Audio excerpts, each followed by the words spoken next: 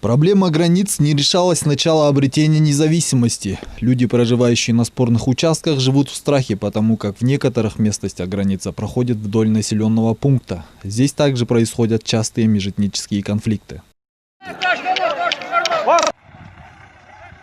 После объединения погранслужбы с ГКНБ появилась надежда, что граждане, вздохнув, смогут спокойно жить в мире и согласии, не боясь за своей жизни. Во всех соседних странах погранвойска работают в команде со спецвойсками, потому как львиной долей информации об бандформированиях, контрабандных каналах, наркотрафике и так далее владеют именно сотрудники спецподразделений.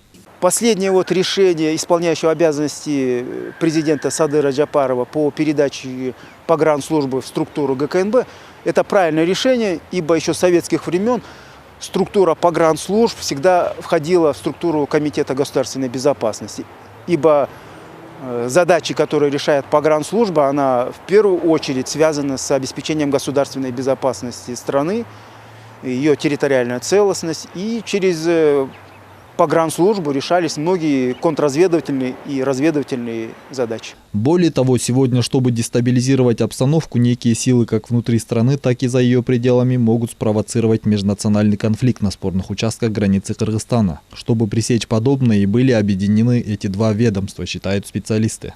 Вы же видите вот эти конфликты бесконечные, которые происходят на границе с Таджикистаном, и другие конфликты, они не анализируется предварительно, потому что в погранслужбе нет таких аналитических структур, которые были отработаны давно в ГКНБ. Поэтому для того, чтобы усилить аналитическую работу, для того, чтобы предупреждать зародыши конфликты, поэтому объединили. И это нормально, это раньше так было у нас. Заботясь о территориальной целостности, мы сохраняем свою суверенность. Однако, объединив ГПС и ГКНБ, мы в первую очередь позаботимся о людях, живущих на границе. Также у спецслужб появилась возможность пресекать контрабанду, что в будущем сыграет значительную роль в укреплении экономики.